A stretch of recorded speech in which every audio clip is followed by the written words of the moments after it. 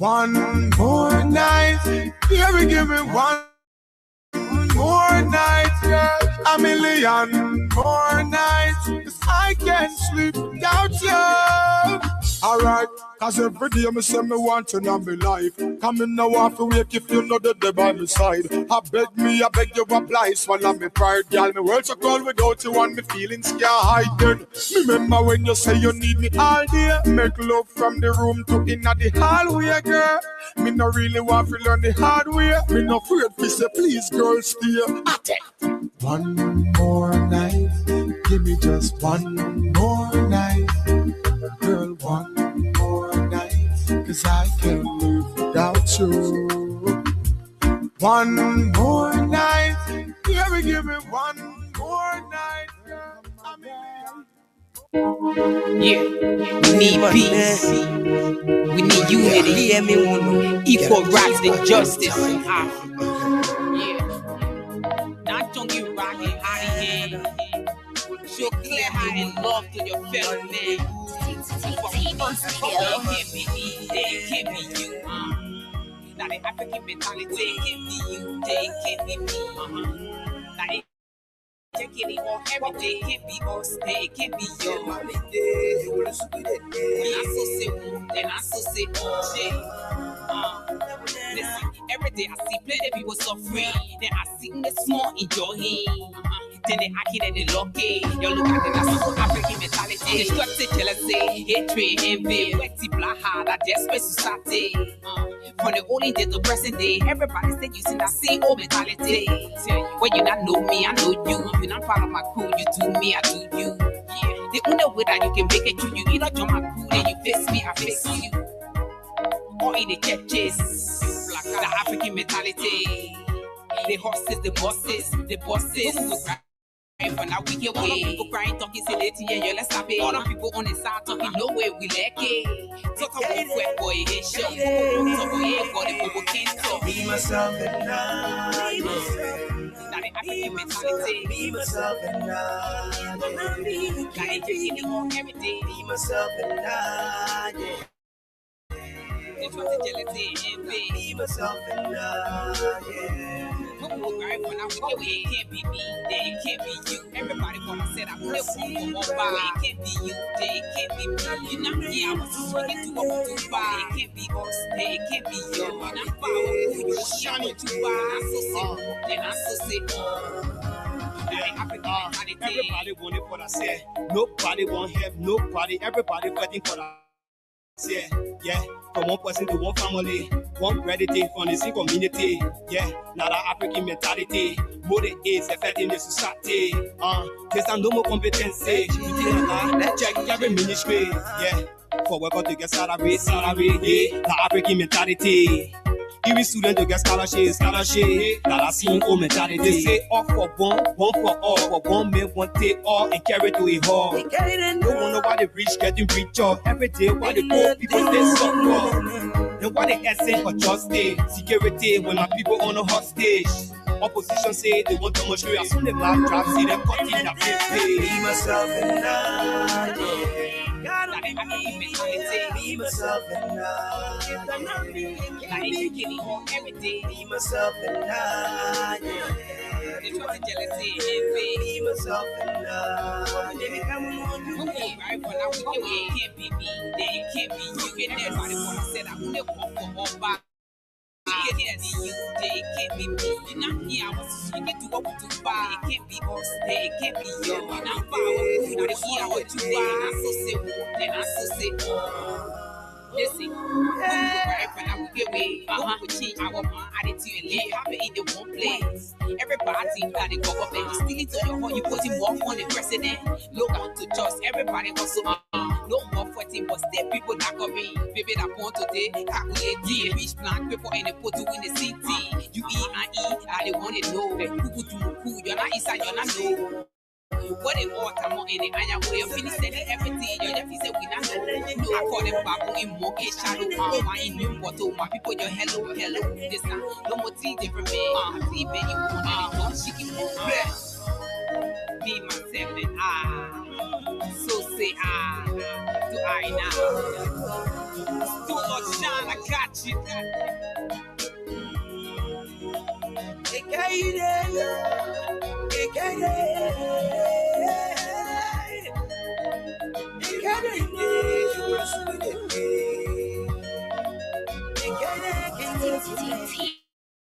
studio.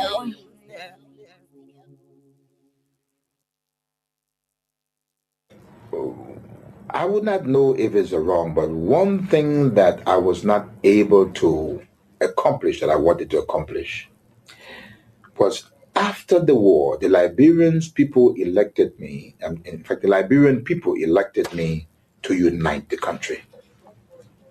I was not able to get some of the other factional leaders to return to Liberia. I was not able to get one or two of the political leaders to return. And I think they helped to provoke the situation.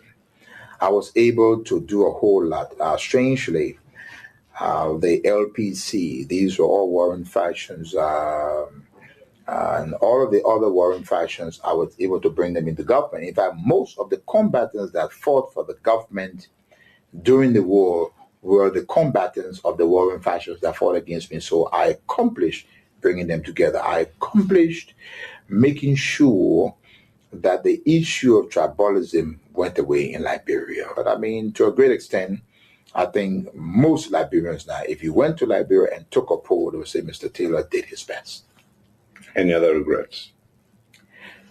The second regret is that I was never able to get the United States to understand me. I was never able to get them to work with me, which is so essential for Liberia. No president of Liberia, no president can make it successfully unless he is online with Washington. Now, I'm not the type of guy that you can pick up a telephone and command. I don't take that. I didn't take that from Washington. Then, even if I were elected president, I would not take it. I'm not that kind. I'm not a coward.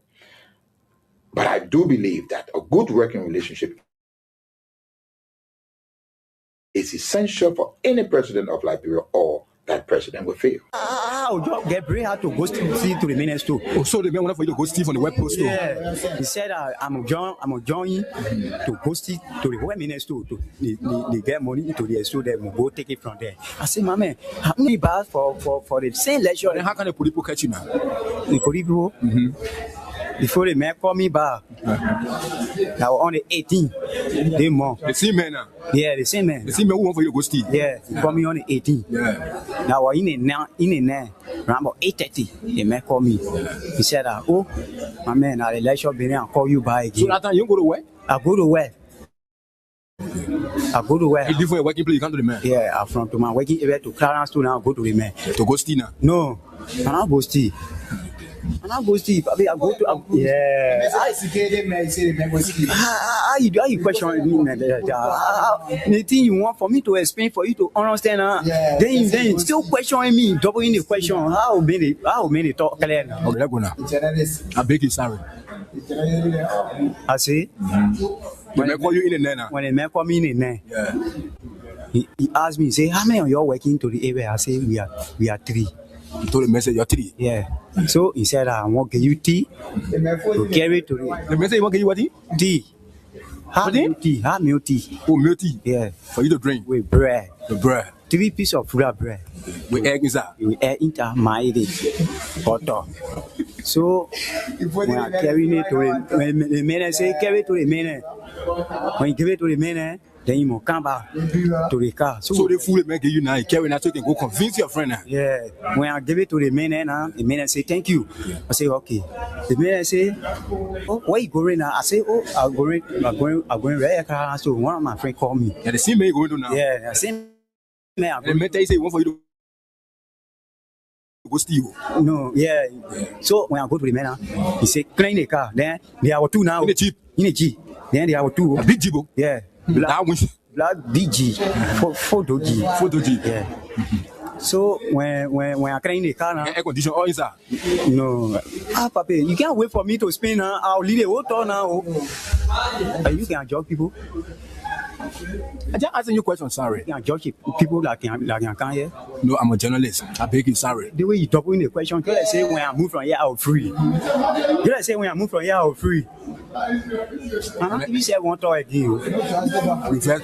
I wanted to mean it whole talk clear to you, but you double in the question. Hi, land looking, hi, you looking, hi, looking. Then you want force another more word there again. Why not be looking to the top? I'm not going to again. And said they call me to the office. I go explain. I think you explain to me that you come look at you say you get the tea to the man. After you get the tea to the man, and you come now. So what next now? And for me, I'll not there. Nobody, you getting very. You say asking you too much question. Hey, there's me things. Say make your egg and bread. You bring it. Okay, sorry. Now I say sorry now. Okay, sorry. If you Okay, I will not ask you the question again. Okay, sorry. When I give you answer now, then you. Okay. Explain again. I'm not asking you no more question again. Okay, let's go ahead now. Go to school. The English say I name the English. Okay, sorry. Now I say sorry now. Sorry. Say Ali, you take time. You take time. I'm taking time. Okay, sorry. Okay. Say I can take time To explain. Yeah, okay. I'm filled with a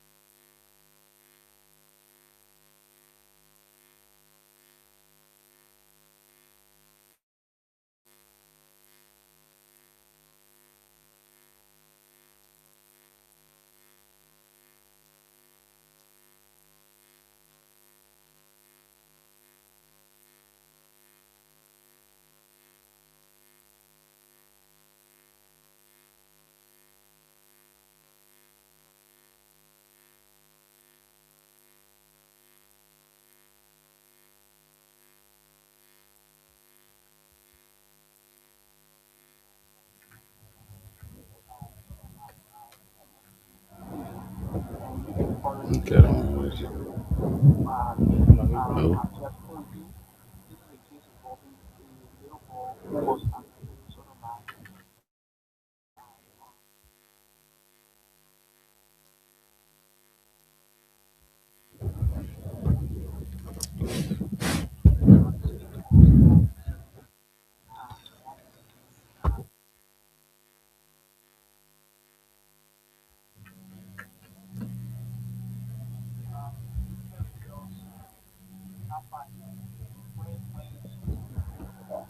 My son is replacement now.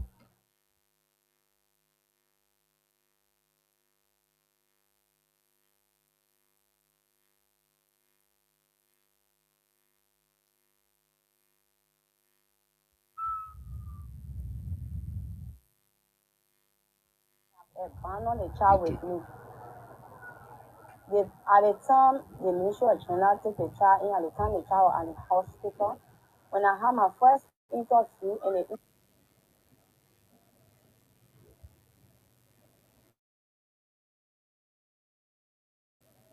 interview went viral, immediately I choice it, China went at the hospital.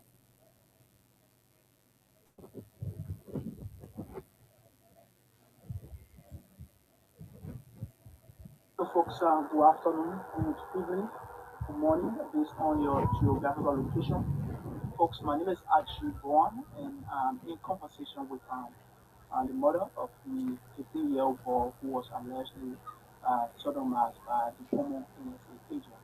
And you've been following the case for those of you who have just tuned in. This is a case involving a little boy who was allegedly sodomized by Peter Bonjala, a former NSA agent. So let's The only independent voice of Liberia. No allegiance to any political party, organization, institution, or individual. Freedom FM 87.9, your best choice. My people, where you at? Where you at? Wake up on your stomach, stop slipping. Whip your hands, whip your hands, whip your hands, whip your. Come on, come on, come on. I know y'all sleeping now. Y'all gotta wake up some more, yeah? Okay, let's go. The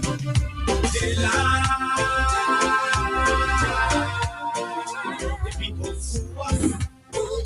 The people lie to us. The government betray us. So much. I said they lie. The people fool us. The people lie to us. The government betray us. They can lie. They can steal. They can lie. I said we tired with their lies. We tired with their promises that led us to all our damages. We tired with that speech. And somebody said and you need to deceive us. The thing we saw, it frustrates us. Somebody said the failures that are associated with technology are all part of life. And so if you cannot brace yourself for you screw us. Technological failure, Why? you wouldn't be able to brace yourself Why? But the question that we ask for life failure or societal failure. Because technology is all part of life. The life we live, our everyday activities. And so let me say a very, very pleasant good evening to all of you across the country. Good morning, good afternoon, good evening to those of you in the diaspora. Our friends, our fans, our followers, our critics, and even those of you who do not like the things we say and the way we say them. It's good to have all of you joining us tonight on 87.9 Hard Talk. Freedom Hard Talk on 87.9. Tonight is the last edition of the show for this week. The Junkies and I have decided to do something strange. You got nothing to show. Nothing. The House of Representatives on today. Why? But that the question that we 36 members of the House of Representatives. We have that video we're going to play where the chief clerk or the clerk is announcing the total number of those who voted to cast a vote of no confidence in a member of the executive branch of the Liberian government. the people lie to us. Tonight, we will be speaking with Magibi County District Number 5 Representative Clarence Gar. Interesting conversation tonight about everything regarding his district. So we have roughly about, we will spend about 30 minutes, 45 minutes with him or less than that. Promises that let us We are talking to him according to his schedule indeed. that is convenient for him tonight. So if he says to me, Austin, I only want 5 minutes with you tonight, I only want 10 minutes to with you tonight, or 15 minutes tonight, we will respect that comfort. But you fool us, you screw us, you use us. And But tonight we want to know from you, how is Liberia treating you? why? But that the question that we ask. That's the question that we're asking to know. How is Liberia treating you? How is your government treating you?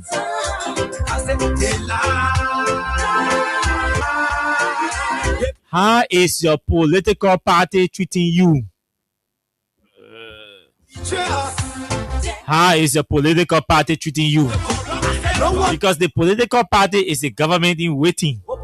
I know there are some angry people in all of the political parties in our country. Where are they, Rose? Where are they? So we want you to tell us, how is your government treating you? The people tired. How is your political party treating The you? reason why we ask. Are you satisfied with the manner and form in which your political party is proceeding?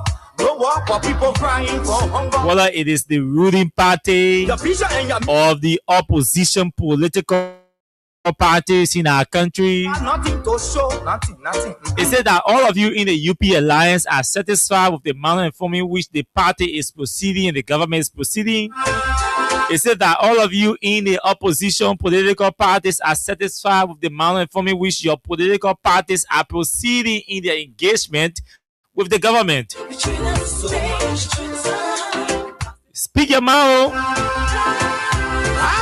Tonight we are not talking for you. Tonight we are asking questions. The government betray us. They can lie, they can steal, they can lie. The only thing we're making opinion on tonight is the House of Representatives, a decision to cast in the vote of no confidence in Ambassador Sheikh Kuyate, and the government's decision to hire a lobbying firm. That left us to allow the damages. Those are the two major issues They preach indeed and we're talking about tonight. You will hear our opinions on those two issues. The rest of the other issues will be asking Clarence Gar a question, who is representative of District Number 5 in Magibi County. And we will also be asking you all questions tonight fool us. You screw from your different political parties, They don't want a from the different spheres of life.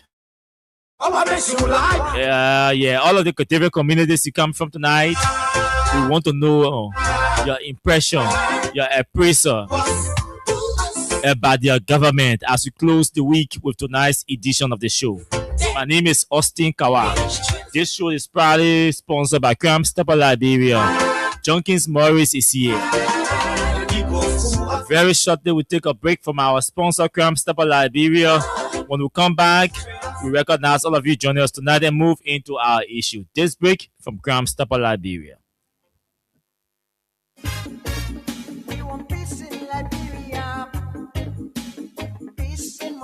Yo, hello. I want to talk about violence. More violence is indiscriminate. It can happen for any reason and to anyone. Until we do something to stop the surge of vigilante-side justice in this country, none of us will be saved. My Liberia is Liberia of hope. In my Liberia, it is possible. Violence is not part of my Liberia. Violence leads to property damage, injury, or even death, as we are seeing recent months in several parts of Liberia, including Monrovia. Talk to people in your community about violence. Stand up against mob justice. Be a community hero.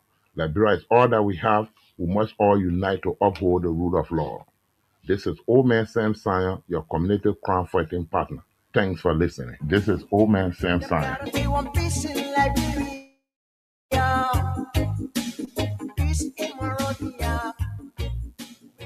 Thank you, Old Man Sam Sion. Thank you. Junkies, Yeah. welcome. Good day. How was your Thursday? I almost asked you the same question. But, Anyway. my day was good. Though it was really hectic. Running all around. Trying to keep the family moving in a comfortable manner. And then coming here, running here, I think, to get things going. Sure. And then, but it's good. It's good. Okay, Austin, and good day to everyone following us, our live viewers, those from the diaspora, particularly, who are always there to share our live and are always following. Thanks for following. Welcome to the platform. As Austin said, this is Freedom Hard Talk here on Freedom FM 87.9. And we are here again on the weekends edition of our show, the Freedom Hard Talk, the People's Show. So, like Austin said, tonight will be you are doing the talking, and we will just be doing the listening. Even though we will be at least cross examining the issue that has to do with the vote of no confidence passed by the House of Representatives against Honorable Shekuyate, and other issues to be discussed on the platform. Our followers on the social media, we quickly recognize them. Then we jump into our talking points since LEC have already delayed us. Good. Okay, Emmanuel Bro is following. He's following from Minneapolis, the capital of Minnesota. That's the USA. Vinicius Junior Bar is there from Newtown. Vasari Pikin Sheton. Saturday Zonwiye Wondule is from Atlanta, Georgia, the USA. Juje Wanwe is watching. Anita Ross, Edwin K. Sumo, Lemio Pikin, Maelu F. Fofana from 20th Street. Stanley Boso is following. Thanks for following. Keep following. Boima Obentu Kaidi is there from Hotel Africa, Virginia. And Sam Numa is also following to the listening to the conversation. William W. Wulu is following. Mawata Belete, Kobe Wido, Patrick K. Kaidi, Samuel Hollywood, Abraham Gopal Fambula is watching from Cape Mount. Stephen Fowler Jr. is also following from Chikisu Factory. Abraham Anderson, Bohuman Emmanuel Lemon is following. Dubon Hill from Charlotte, North Carolina is here watching. King Ruben Wallace is also following. Jerry Roland Va is following. He said, "Has of great and fearless guys. I've missed Austin Kawa. Yeah, Austin is here now. And you will continue to hear Austin's voice. So Hazate is also following. Jay Azewule is following.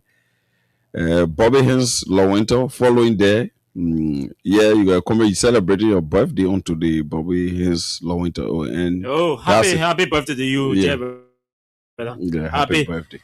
Happy birthday to you. Enjoy your day. Okay, so that's it. Those following via the radio, welcome to the platform. This is Freedom Hard Talk here on Freedom FM 87.9. Also, now you in charge now. Yeah, anywhere you want to start from, where we starting from. Yeah, the situation from the House of Representatives. For me, I saw it coming. I saw it coming. We predicted that yesterday. We said today they were going to be no. Yeah. And So we also predicted that they were going to cast a vote of no confidence in use Sheikh one lawmaker to Yeah. just go red. Yeah. We're plenty at the end of the day saying the rules, other administration, all that thing. We are way on top. But anyway, go ahead. That's it. Yeah. So the House of Representatives now have vindicated our argument. They've now proved Austin and myself right, and other colleagues on the radio here, that place had been weaponized by the executive. Because if the House of Representatives, I want you to interrupt you, but go ahead. Flow. If the House of Representatives was now weaponized by the executive, there would have been a glaring independence with the House of Representatives as the first branch of government, unlike what is unfolding. Because the ambassador at large from the office of the president have long since accused the House of Representatives of crimes, taking bribe, all those things, they are crimes against the state. And the House of Representatives took offense and decided to call in a member of the executive who accused them, particularly with the proximity he has to the president. He was called, and the House of Representatives, lacking independence, this action they have taken today supposed to be even more than what they're supposed to have done ever since, if they were not being pulled by the executive. So it means it was the executive, so as to allow the situation to calm. The executive pulled the strings for the House of Representatives to calm down on Mr. Sheikh Kuyate, even though they were not satisfied with whatever justification he gave for his outburst against the House of Representatives and his allegations.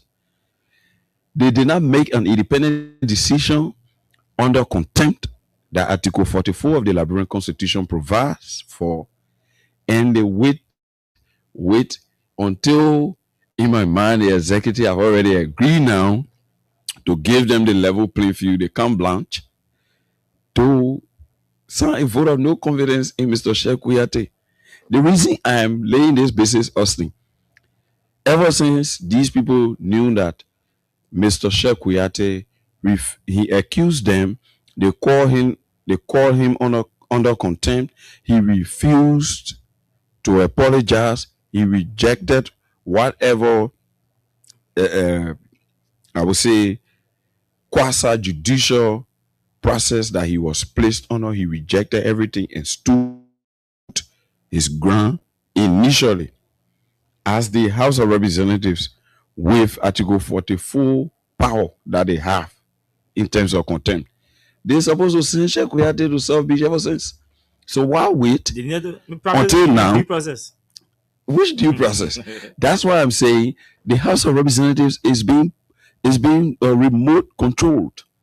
Because if they were making independent decision, they would have made that decision ever since. But because they don't have the spine to make independent decisions, to make decisions that are in line with the legislative authority, that's why the executive pulled the strings and waited for the whole situation to come and leave the social media and the media space before they can take the action. So it's like the speaker is working in the office of the president. If the president says, don't penalize this individual who probably went wrong, the speaker will go by that, and that is what came out of this particular situation. Ever since this man was proven guilty because he openly repeated what he accused the House of Representatives of, the speaker, and he even reiterated that he will not take it back. He stand by his word. That's what the ambassador Allah said. That's what the ambassador Allah said. So what him been holding in now that up to now, the ambassador, almost one more pass before the ambassador will have a vote of no confidence. And I want to link it to this, Austin. You are aware there is a pressing debacle at the level of the legislature. The legislature is in battle with some lawmakers going renegade because they are dissatisfied with a particular process that is ongoing by the leadership.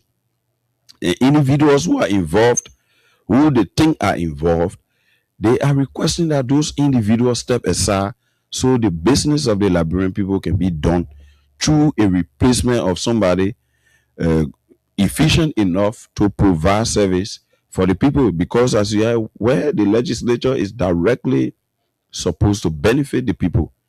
That's why the legislature is there to advise the president on governance issue. So if you have the legislature divided, and right now the issue of Mr. Jeremiah, let's say Richard Kuhn, the Kuhn can confuse me. Richard Kuhn, Mr. Richard Kuhn, job is being threatened. The deputy speaker job is threatened. I think the speaker just trying to play around things, to Alec, a strong man, that Joseph Stalin, the star of leadership, he's strong man, and he can make decision. I think that's why he just tried to prove, but in my mind, it's belated. The speaker is not in charge. That's why, for me, I refer to him as the de facto speaker, because if he was in charge, the situation of lawmakers going to session and the chief clerk, maybe calling rule, so to speak, calling rule, yeah, and you don't have 37 persons in chamber, even if they are not even sitting in plenary.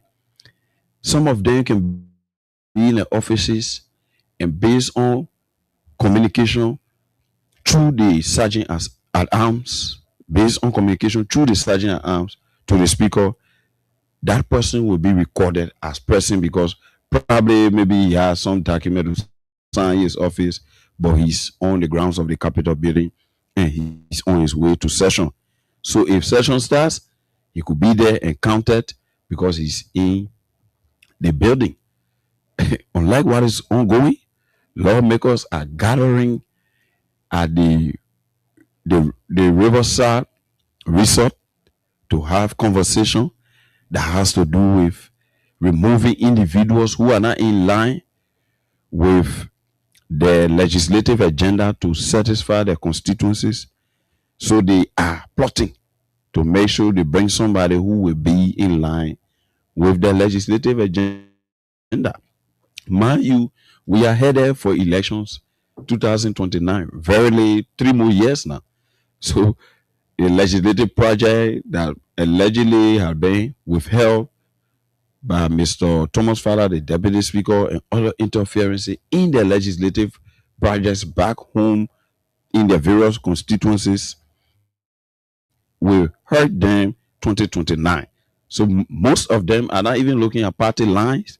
They are looking at their own interest as lawmakers for constituencies that if they do not perform, they will be replaced by other people who are there competing. So this is the situation. A deputy speaker will sit and allegedly withhold the projects of other lawmakers to carry out development in their districts and constituencies so that the constituents can believe that they are working legislatively is baffling and is dangerous. So what you see is, in my mind, illegal for the speaker to proceed under quorum where there will be less than 37 persons in plenary, or that will be recorded as present in plenary for that day, for plenary session, and the speaker will carry out business of the legislature to, I would say, expel or maybe take action against executive memo. In my mind, it is illegal. It is wrong. It is an abuse of power by the speaker. It is a continuation of the speaker's wrongful administrative proceedings in terms of how to balance his power that he has. In my mind, these things will only delay the developmental agenda of the broadcast government because since he took over, the lawmakers are just waiting. The president goes to SONA, which is the state of the nation address, to present his legislative agenda of the year. He goes there, presents it, all the fantasy, all the opulence is shown.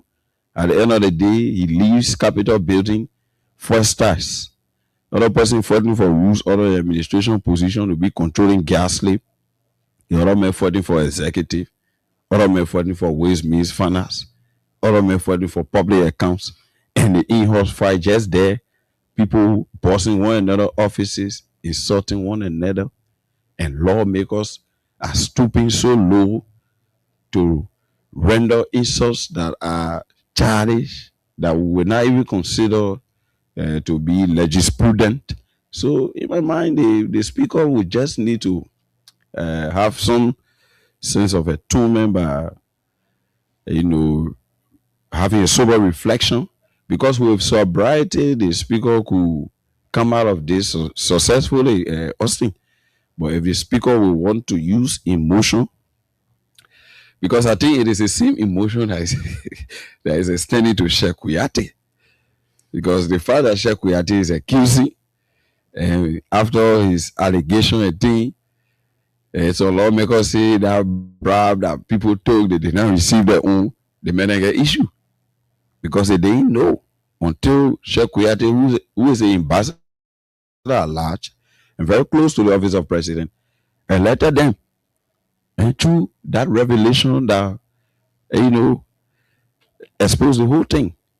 That lawmakers receive bribe for this, and lawmakers even receive bribe to remove Honorable Yeke Koruba. All of those culminated to the anger that the, I would say, renegade lawmakers who don't want to see the sitting speaker continue. It is the reason why they are putting up that posture, because other people received and they did not receive. Receive what? Receive bribe. When Sheikh Kuyate accused them that they received bribe to sign concession agreements. But he said he didn't say that. He said he didn't say that. Initially, he said he will not take a war back, and he will not back down. And he went to the house and said he didn't say that. Yeah, so so for us, you see, there's a reason why I started listening to you, because I really wanted you to exhaust your point on this matter as a deemed sensitive legislative issue. Let's play the vote, the video or the audio of the vote that the votes that were taken today, and let's see how the lawmakers voted firstly. And it's good that we are having Representative Clarence Gar on the show tonight. And so we're asking some of these questions, even though particularly we want to talk about his district and a few things in his district, but we're asking some of these questions because the thing about the way legislative politics play may not be, accepted in some standard environments. So we use diplomatic wisdom or standard ethics to deal or address political legislative politics, and all of that. So we have to be careful with all of that. But let's see. So, but before we play that video, you need to know that the U.S. Department of Homeland Security has published a list of 355 nationals from particularly West African countries And those 355 nationals from West African countries are expected to be deported. They are slated for deportation to their countries. They are slated for deportation to their countries. And this, they said, this is under what they call the West Africa Operations WASH. West Africa, they got special program, special operation, security operation just on West Africa. So they call it the West Africa Operations WASH initiative anyway. So that West Africa Operation WASH, that operation is squarely focused on investigating, keeping surveillance on West African immigrants residing in the US. Amongst those countries, Liberia tops the list as second to Nigeria. Let me repeat. Liberia is seated second to Nigeria on that list of 355 nationals from West African countries that are slated for deportation. The very Liberia that still enjoys windows, US windows in Liberia for visa processing. And amongst these countries, I'm going to call the names, the names of the countries and the number of individuals that are being deported or that have been slated for deportation. If this is not concerning to you, then I don't know what is going to be concerning to you. Nigeria tops the list with 110 individuals. Liberia is next with 94 individuals. Ghana is next with 30 individuals. If this means 110 Nigerians are being deported from the US back to Nigeria. It means 94 Liberians are being deported back to Liberia from the US. It means Ghana has 30 persons that are being 30 Ghanaians that are being deported from Ghana, from the US to Ghana.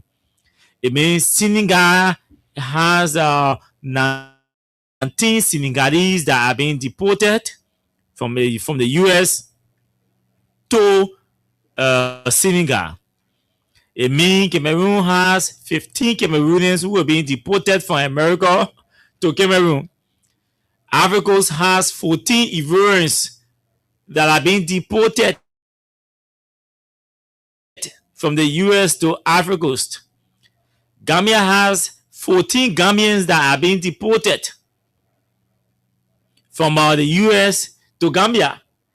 Mauritania has 12 Mauritanians that are being deported from the US to Mauritania. And the list goes on and on. So before you celebrate, everyone looking at it, can I get you? Oh man, that's $30. They go to buy around. As you know, on your right, when you see the $30, on your right is an American food center. On your left is an American food. It's an American grocery shop. Ahead of you is an American transportation service. Behind you, behind you is a tourism or maybe it's an American education or healthcare center. The worst case is you must pay some of that money. Yeah. At those four places. Back in a cycle. You need transportation to go home. The transportation you're going to, the transport service you're going to use to go home is an American transport service. You're going to, that money goes back to America. Yeah. On your left, if you want to go left, maybe you get sick or stuff. On your left, they have the only health center available to you on your left is an American healthcare center. You go to pay that money down there. Yeah. On your right, if you're hungry, you want to eat. On your right is an American food center. Food center. You don't want you hungry, so you don't want to walk distance to eat. So you have to go to the immediate and go get a nearby hamburger. food center. Sure, and catch your ham. And then back, you want to go to school or pay your child school fee, or you want to have your child enroll. They own the immediate school. The nearby school is an American school. So that money goes back to America. So they give you 30, they take all the 30 for you 30 in service. So they say, okay, we keep our window there, but we're sending 95 million back to your country. So the government, it places the government in a position that they cannot celebrate. How will the government, how can you celebrate? When they send, sending 94 of your citizens back for bad manners. So they say, oh yeah, we're closing our visa windows. In other countries. Sierra Leone will close it. Guinea will close it. Mali nothing. Liberia or Morovia will stay. After 48 hours, even though our visa processing windows are remaining open in Morovia, but we are sending 94 Liberians back to Morovia. As we will be expecting maybe 20 to come. So the Liberian government cannot celebrate anything. Because if the Liberian government celebrates, they just open visa processing. They're not even visa approval, but visa processing with all guarantee that those who are applying will get visa. We're not talking about the American citizens who gotta go to America and get a visa. They go submit a green book. They are celebrating this over the return of 94 Liberians to their country. If you have that kind of strong relationship with America, why did you go not negotiate? We are negotiation. Use your lobbyists and your diplomatic relationship with America to negotiate those people. Because the DHS has said that these individuals were flagged, raised, they were figured out.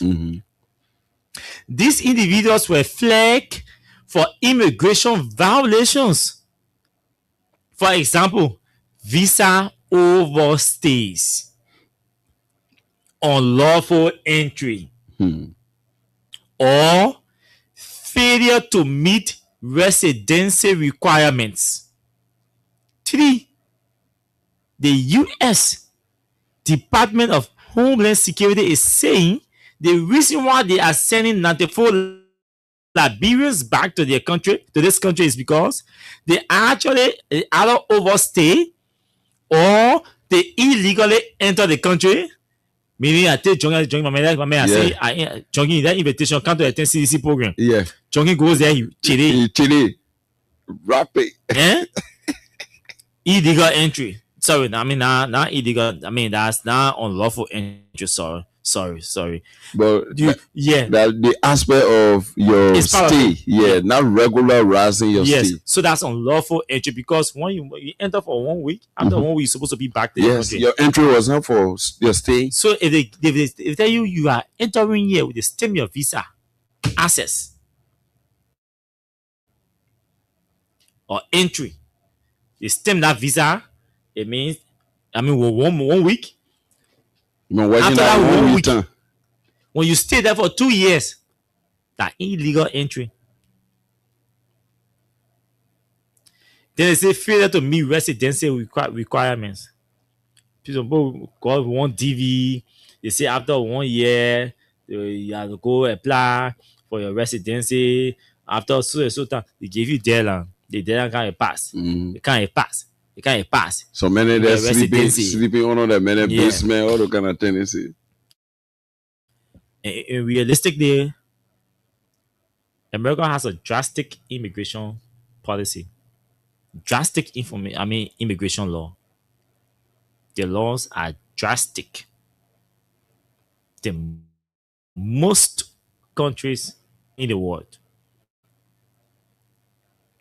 And I think it's due to terrorists. It's part of the security, the national security protocol to curb, terrorism, all of that. Because if you truly want to go and live and stay in the US, why would you want to be there illegally? When this environment is open for you to process your residency, then they start to analyze, say, these people may be having ulterior motives. Because when you go to process your residency, your information, your bio information will be rare. Yeah? So anything you do, anywhere you go, all your behavior will be able to track. So the analysis could say these individuals did not want to be tracked, did not want to be monitored. That's why they've decided to stay here illegally without pursuing the residency. So that could be So another don't conclusion. trust them. Yes. They may be working for terrorist groups or for for non-ally countries and all of that. Yeah. So we're sending them back to their countries. What do you mean you've been hiding? Yes. While you're hiding, the system is open for you to come and process. We'll give you 6 months. We'll give you 1 year to stay here and come and process the document. Why you refuse? There is a motive. And are the motive the main issue? So why? since we cannot establish your motive, we send you back. Yeah, Jack will be cocking you. We're talking later. So it's a whole complicated thing and all of that. But I think we will welcome our brothers home. The Liberian government will have to brace ourselves to integrate, to have these people reintegrated into the society and all of that. So that's all. So let's play this video. Junkies share in the chat room there in the Freedom FM WhatsApp number. So let's play this. Listen to them reading. Let me increase it.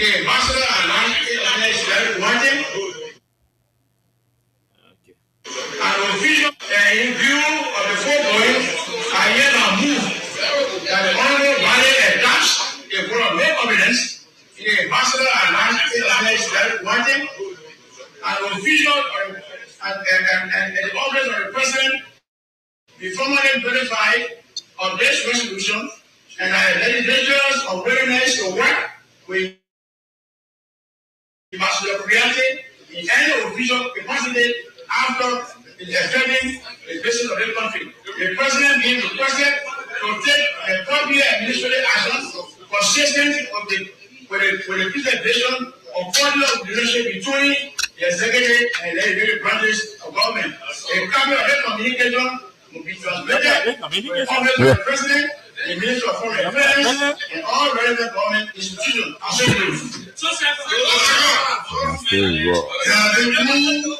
And second, that the House of no comment granted.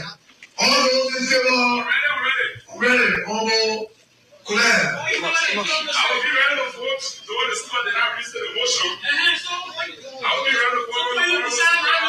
Presiding on the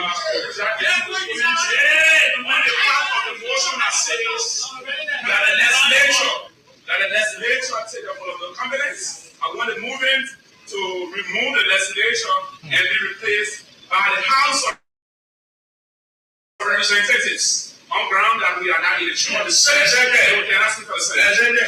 The Senate. We have the amendment made thus far. All those in favor of the motion, put forward by Honorable Romeo Quia, make a new publicly by putting on the right hand. All those in favor, make a new by putting on the right hand. Unanimous. They can do my put right hand.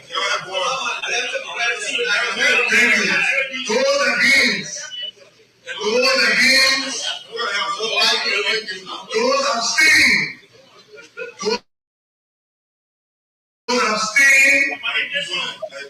Those abstain. I would like the result, please. Honorable Speaker, Honorable Co-Presiding Officer, Honorable ladies and gentlemen, there are 36 for, not against, 3 abstention. With that first vote is Okay, so today it means there were 39 in session that participated in the voting process. And 36 lawmakers voted to cast a vote of no confidence in Ambassador Kuyate, and 3 persons voted in abstention. They abstain from the process. Now, Mr. President, I'm speaking directly to you tonight. And listen to my dear brother Junkins. You see, there are 2 things I will say tonight. One, that legislature, everything that goes on that agenda has already been approved. Liberians just listen to us keenly tonight. There is nothing that surfaces on that agenda that is rejected. Leadership meetings are held prior to session. What the legislature wants to deal, what the House or the Senate wants to deal with, is agreed upon to be placed on the agenda. Or maybe I should qualify to say majority or most or 98+% of the things that surface on that agenda gets through. They pass them. So every time you see an agenda, and I mean an item or an issue on the agenda, just know they are already ready to pass it. What am I saying is, Sheikh Kuyate has been I'm not an admirer of him. I believe he's a coward. I believe he's inconsistent. I believe he's fake. I believe he's not a man of his word. I believe he's deeply interested in the optics. He tries to buy public sentiments instead of doing his real job. So I'm not a fan of him. Not am I a fan of anybody, any politician anyway.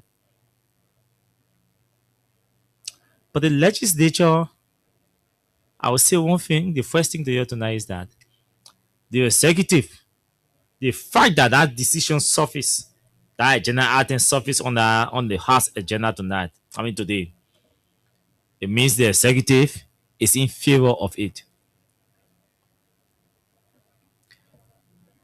Initially, or I should say that our constitution requires that only members of the executive worked at the pleasure of the president. In practical sense, the judiciary, the legislature, and members of the executives all worked at the pleasure of the president. They gave the president what he or she wants.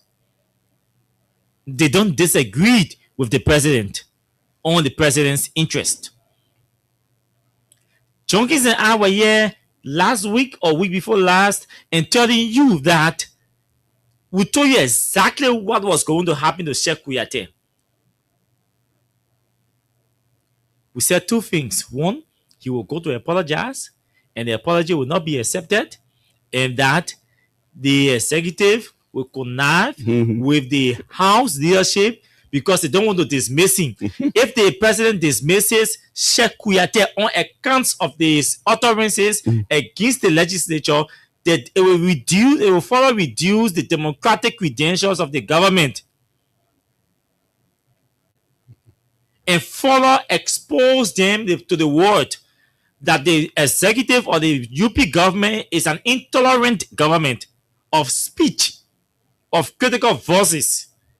They don't want to keep piling up their own democratic tendency, so they decided to use the legislature, forgetting to know that the legislature is a component of our democratic infrastructure. And that any action that is taken by the legislature obviously indirectly affects emerge to represent the decision of the government or reflect the image of the government. So they say, let's leave the house to deal with him. Say he's talking plenty, he embarrassing the president, he has been making a lot of controversial statements. We use the legislature. Say he has spoken about the legislature. We use the house to deal with him. So the house will cast a vote of no confidence in him, and then the president will have no option but ask him to resign. And if he does not resign, and then his services with the government will be terminated on the basis of the vote of no confidence. Mr. President, I say this to you. I'm not a supporter of you, but I do not hate you. If anybody around you, I know Medina Cooper, that's a strategy as political advisor. But there are a few reasonable, conscious minded individuals still in this government. What the House day to day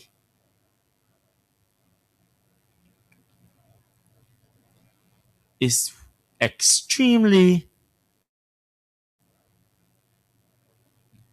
I don't know what word to use. Yes. But what the House did today is a misrepresentation of the democratic credentials that are being portrayed out there of Liberia. First thing, to cast a vote of no confidence in an appointee that works at the pleasure of the president is unconstitutional, it's illegal. The legislature does not have any constitutional authority to cast vote of no confidence in an appointee of the president. No. Your oversight, that is an administrative decision. To employ, to hire and fire is administrative. Not political decision. The only person that has that administrative right to hire and fire in the executive is the president. To tell the president, say, we do not have confidence in a man to continue serving in the executive is administrative. And look, we have to be careful how we just take decisions and honor any decisions that come from anywhere because we think we have power. Mr. President, you have an authority to hire and fire. That is your constitutional authority. You can't be dismissing on administrative decisions or political decisions that come from the legislature. No, that's not politics. That's not strategy. That's not tolerance. The coordination that our constitution speaks about, this decision undermine political, democratic, administrative, and anything you think about, whether it's political coordination, whether it's democratic coordination, administrative coordination, whatsoever, it undermines everything. Mr. President, dismiss Sheikh Kuyate if you don't want him in your government. You'll be 100% right, and nobody, not even us here, will question that decision. Don't base your decision to dismiss Sheikh Kuyate on what took place today. Even if you were thinking about dismissing Sheikh Kuyate or suspending him, do not do it. Because of the decision that was taken today by the House. The House does not have any statutory or constitutional authority. We will open the telephone lines. It's a challenge to the House. They don't have it. Because Sheikh Kuyate works at the pleasure of the president, he may not have any legal ground or standing to go to the court with a bill of information. The House acted outside her scope, outside her perimeter or legal perimeter. The president reserves constitutionally the absolute authority to administratively decide who serves, who works in his government. No authority in this country can subjugate that power given to the president by the Constitution. Not the legislature, not the judiciary. That's why our laws, our Constitution says one person makes the law and it ends right there. One person is responsible to implement what is enacted into law, and that person's responsibility stops to implementation. If there are conflicts in understanding legal authority and responsibilities, the law requires that you go to the court. And then just say any court. You're not going to no criminal code A, code B, code C, code E, code D. They say you go to the supreme, the highest court, where the 5 men and women are seated. To its judicial authority. You go to them and file a bill of information. And the court, the Supreme Court, will interpret and rule on the basis of what the law requires, what the law says, what the law means.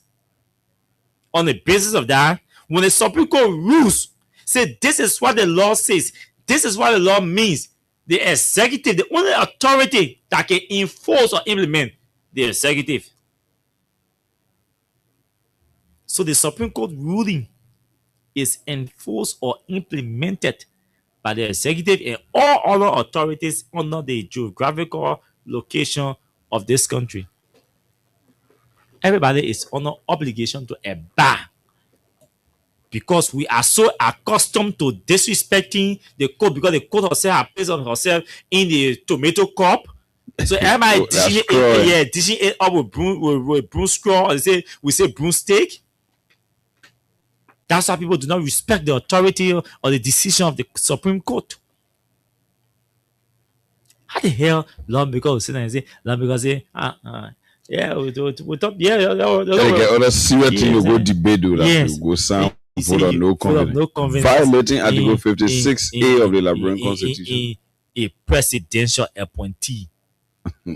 Only one person has the authority to hire and fire in the executive. The Constitution clear about that. Imagine you telling the president they made you appointed and the Senate confirmed. Yeah. We can't worry. Who gives you that authority? The man is not the government. When the Constitution speaks about coordination, the framers of that Constitution did not mean or did not say you must go in the open and start issuing administrative instruction to the president. If you have issue with Sheikh Kuyate, call the Minister of State in closed door. Yeah. Now what they get executive session? Yes. Executive session? Call them, reach out to the executive mansion. Reach out to the president. Cross the road from the speaker's office to the vice president's office. Mr. Vice President, this is the issue. We can't work with the man. The man disrespected us. We can't work with him. Everything does not have to be done in camera. Until you sort of go cast vote on. Then you go inside and sit and put camera on you. Then other men from Sano sitting there and reading his crap and telling somebody, and I see love. They just sit there voting. Shame on the 36 of you who raised on camera your hands. Because you know what you done it for. Shame. A big shame on all 36 of you who sat in that place today and raised your hand to that gavel. There are issues that are meant to be discussed behind closed. But you know what? It is also possible, the legislators have issues with the executives or issues. So like we said, there are two things, a couple of things playing. Some people are being used as sacrificial lamb. Probably the executive still wants Sheikh Kuyate to stay on, but the House will use Sheikh Kuyate as a bait. Yeah. To cast a vote of no confidence. Then the executive will chase after us. For us to sit on the table to negotiate. So they're using him as a bait.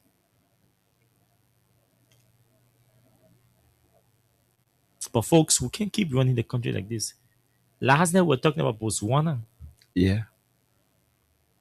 Today we actually want to talk about Ivory Coast. See how far they've gone. Sierra Leone, go to Sierra Leone, see the roads, the network, the road network in Sierra Leone. Togo, Gambia, those are smaller countries. See what they're doing. We are still here for number one on our agenda to number 10. That's so 14. Low 14. They found one a Man, fake case yeah. to indict or incriminate men. Man, also, man, I They just found one already. means to remove Richard Kun. Yeah. They found one means to remove Thomas Fala. They found one means to remove Yombly. Or let's go after the Joseph Baka. Or let's go after Joel Weah. Or let's chase Cloud Weah. Or let's go to Noka and exaggerate the fight between Noka and PRA. Or let's use the Bureau of State Enterprise to go after state enterprises. Look, that's all we see about governance in our country. Nothing substantive we are discussing in this country. Fight and just fight. When we say these things, people say, oh, these guys, they hate the government. Look around you and see the number of facts, hits that are visible in the government in the country compared to the number of developmental engagements and consultations we are having in our country. Mr. President, even if you do not hate, you do not want Sheikh Kuyate in your government, and even if there are people around you who do not want Sheikh Kuyate in your government, I take God to beg you, do not suspend or fire Sheikh Kuyate on the basis of the decision that has been taken by the House. Don't do it. Don't get in that power. Don't do it. Don't embrace that precedence. There where your power is now as head of state, head of government. Yes. Of our country. And if you don't do it, you will not be showing power. You will be using your power and your authority in a rare manner to beat senses in the heads of those 36 lawmakers who shamefully and shamelessly raised their right hands today to vote over reaching the power on an administrative issue. So they forget about the constitutional provision? Don't do that, Mr. President. Sheikh Kuyate works for you. He's your son.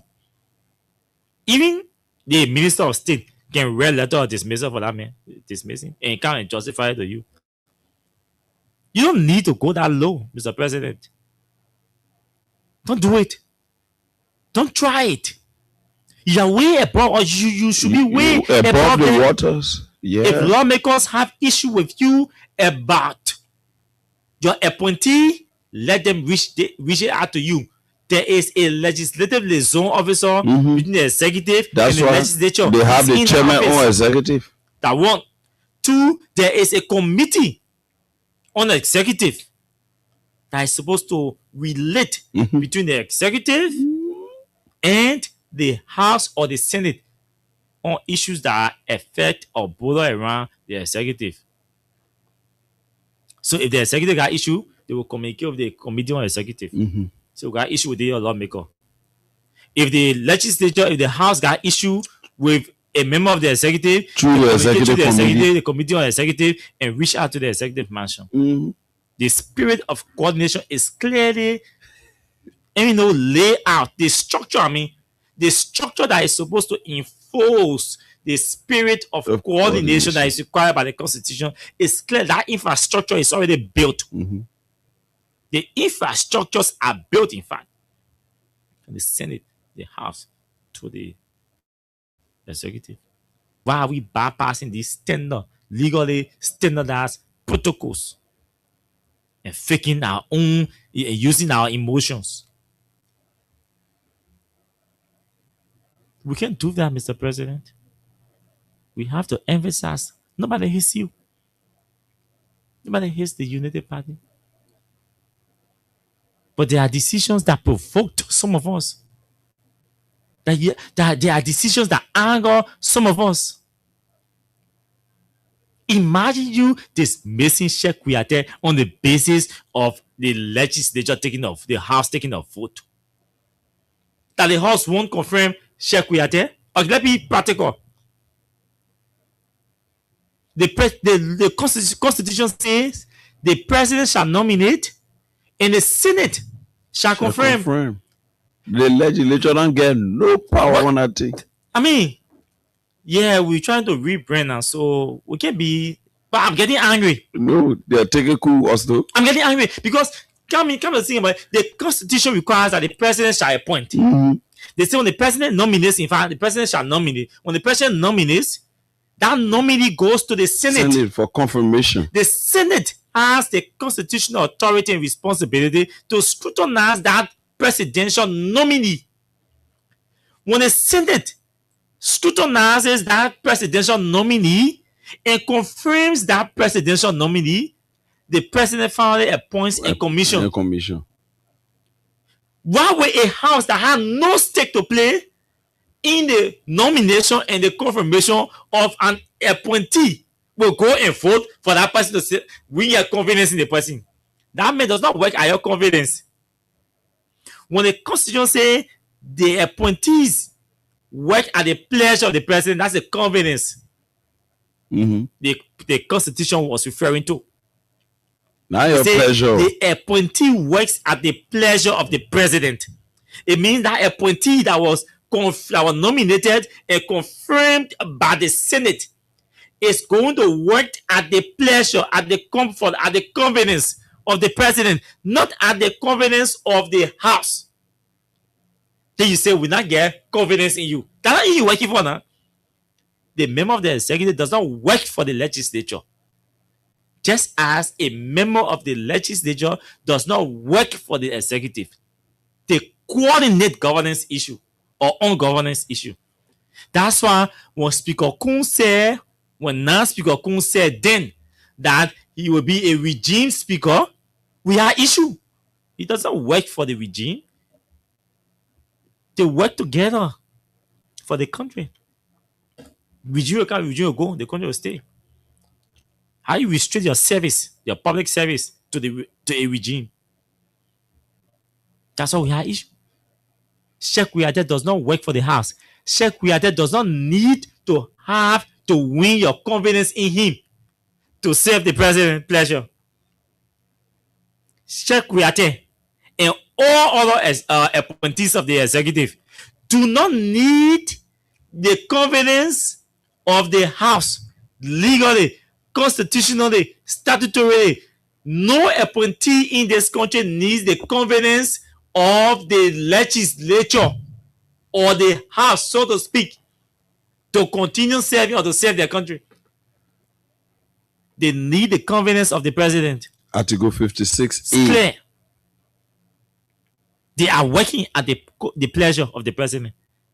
That pleasure, that one word that accommodates everything. Confidence. Pleasure. Satisfaction. When you satisfy with a person, love, you satisfy everything. with them, they be there. Not you. Not you. What is it? They say your oversight. Your oversight has limitation. That's not oversight. You are abusing the word oversight. Oversight is not a power given to you. Oversight is not an authority given to you. Oversight is a responsibility given to you. And these guys don't understand that there's a difference between authority and power and responsibility.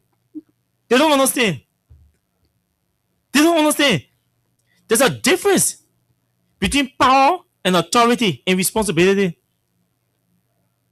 And we'll break that down for you all tonight, you lawmakers. You try to mix everything. That function they call oversight. They're not power, they're not authority. It's a responsibility. Because you can't enforce it. No, you can't enforce it. You won't recommend. So you don't get power. You don't get authority. You won't recommend. So you can't enforce it. Oh God. Oversight responsibility. You can't enforce it. You can't enforce the law because you not enforce oversight. No, only the executive. So it is a responsibility. That not power they give you, that not authority they give you, that responsibility they give you. To make recommendations. Yes. Where needed. So you go use your responsibility as part of your responsibility or as part of your work or as part of your TOR, terms of reference. It's an ordinary TOR. Yeah. That say you must sit down and evaluate the performance of this man. And if you are displeased or you are not satisfied You with make the performance of recommendations. the man, you recommend the man suspension, you recommend the man dismissal, or something.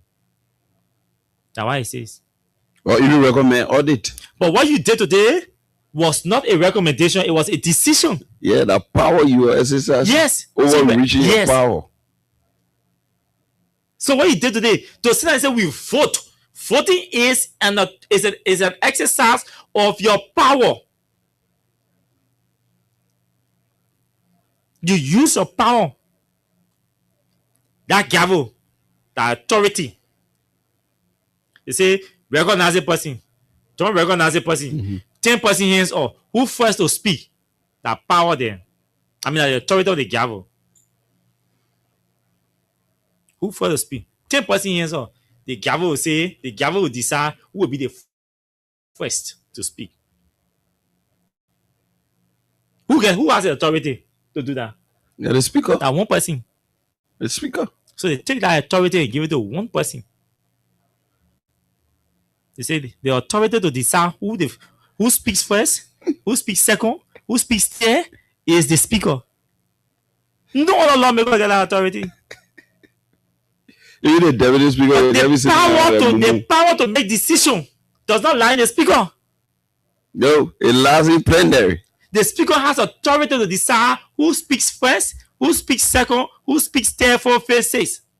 But the power to make decision on that particular issue. That plenary, the highest decision making the majority body in their house. Not the speaker anymore. No. So you must understand the difference between power, authority, and responsibility. When you exercising oversight, that responsibility is like you working for somebody. There is an HR setting. HR cannot dismiss with all his or her boss. So if HR reviews as part of her responsibility and unethical behavior, HR recommends.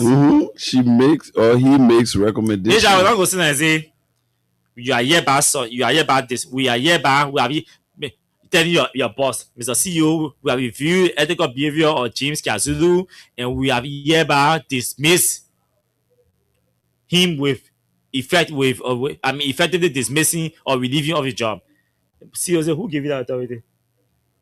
We ask you to investigate his ethical responsibility.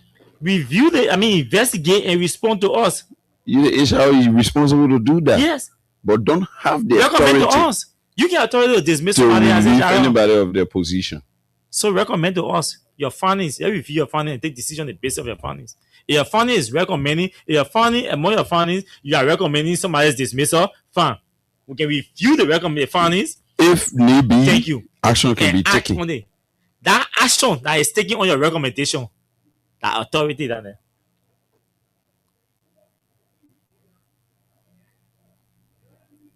And now one person get that authority, your boss. So we tell authority we give to one man among 73 men. We say you are the speaker. Your authority has limitation. You will preside over session. You are the presiding of the house. You decide who to recognize, but you cannot deny somebody from speaking when the person hand is up. But you decide who will be the first to speak on the issue. And say when all 72 men or all 71 person, because our speaker and deputy speaker, when all 71 person hands are up, all must be given the time to speak 5 minutes, 3 minutes. That your authority to decide how many minutes each person will speak for. That authority. Say same over here, each person will speak for 3 minutes on the issue. The authority you are exercising, you have that authority, Mr. Speaker. Because you are the presiding officer. But that particular issue that is being debated, the power to decide on it lies in the majority of the members in session. Now you, the speaker, can decide that one. So decision comes to power because decision is like enforcement. Nobody will be allowed to go Desa. Power. Nobody, Greg Coleman has that power. He said, nobody, no mother power be allowed to come in Morovia. A power. Nobody will be allowed to come in.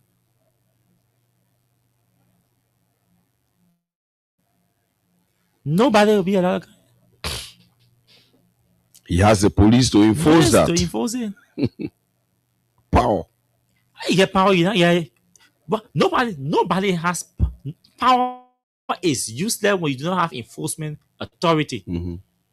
So Greg Coleman has authority to enforce. So Greg Coleman has power and authority. Yeah, direct. Because once enforcement is lacking for you, you don't have enforcement. I mean, responsibility. You get. Hey man, you're nothing. Nobody. So the police has power and authority. They can issue instruction on the basis of the law, and then they can enforce the instruction on the basis of the law. Rijaku year one authority. The power for you to even talk down, to even preserve last in the majority. Yes. They will say we agree for you to preserve. The power stay in plenary. Yes. That's why I say power is vested in the people.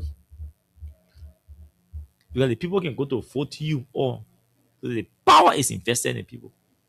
These say the people get authority. They say people get power. And even also when you read Article 29, it says power is vested in the House, the legislative power. Yes. Is vested in the House of Representatives and the Senate. And the Senate. So when people say all power is invested in the people, what is the all authority? Because those lawyers and governance experts knew that there's a difference between power and authority. The people don't have authority. No, the people give you power. People give you power to exercise authority. They use their power. They use their power to vote and give you authority to preside over the state. They use their power. They exercise their power to vote. To authorize you to lead. Granting you authority to preside, to control, to manage a state. It's temporary. Authority is temporary. It has limitation. You think the people have authority? They will go vote? No, they use the authority and just take Austin Kawai and make him the next president. Yes, next representative, next commissioner. Yeah. Hey, y'all go close that road. Hey, y'all go pray. Oh. So, Mr. President,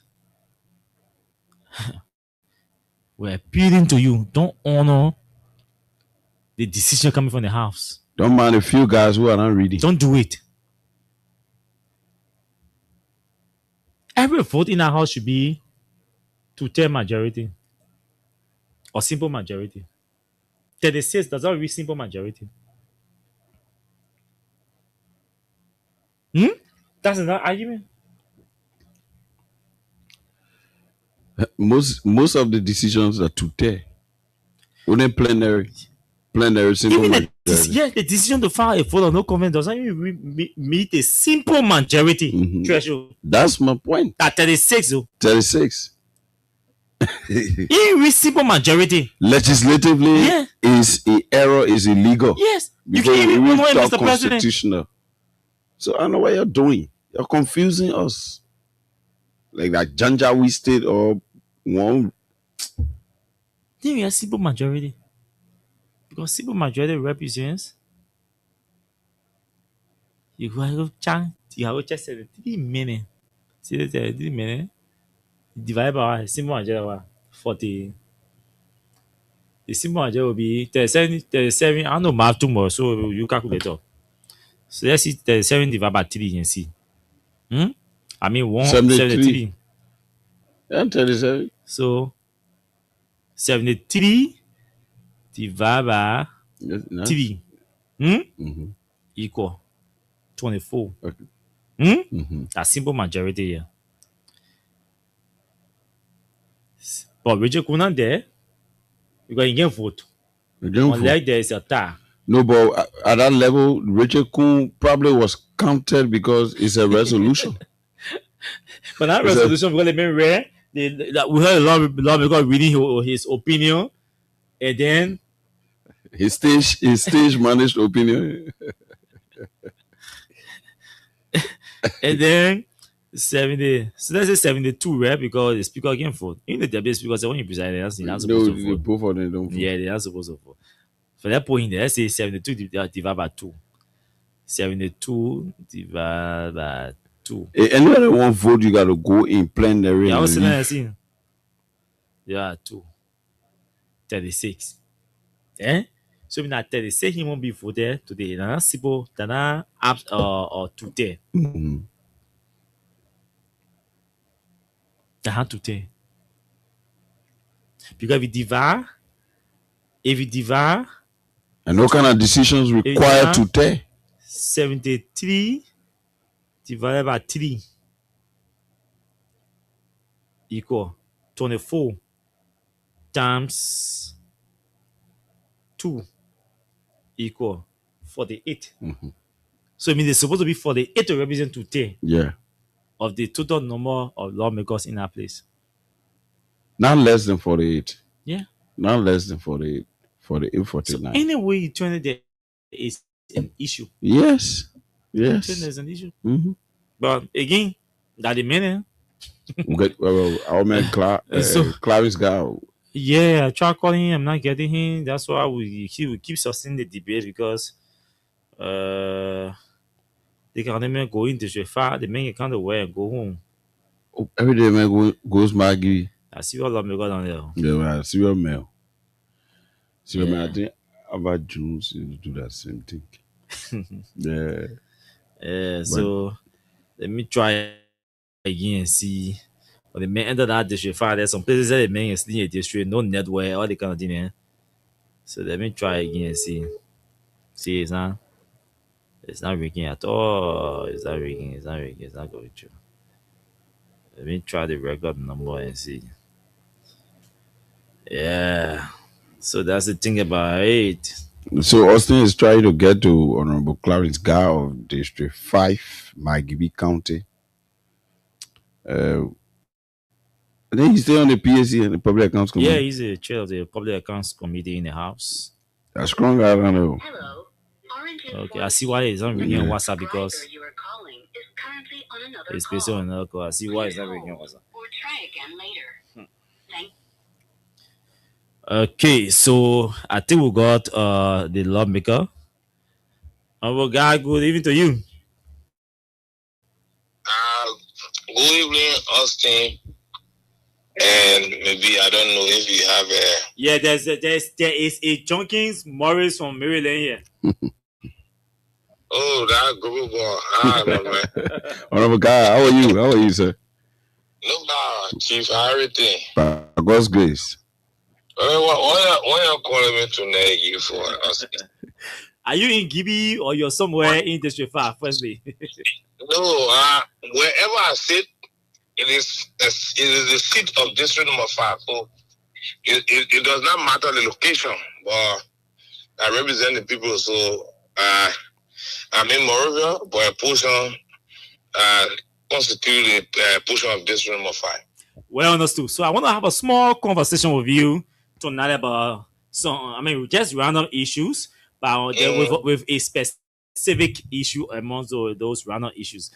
I saw a video recently where some citizens were expressing their disappointment in you and all of that about unfinished projects in their district, from road to power or town hall and radio station and all of that you refuse to implement their projects after approving it or agreeing to do it.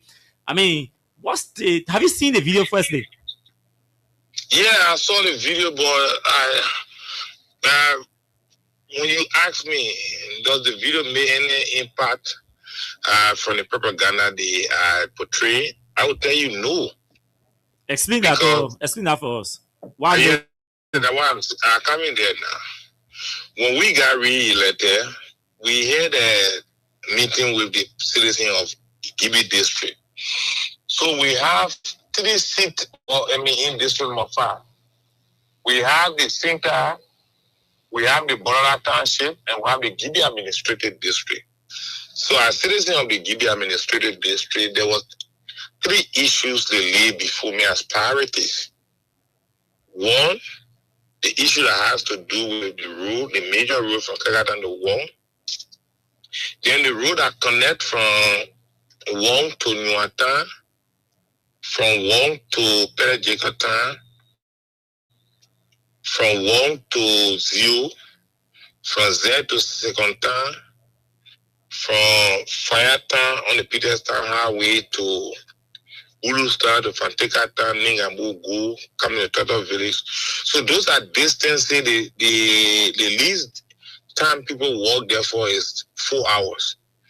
Like from Yuatan to Wong is something around 13 to 14 hours walk.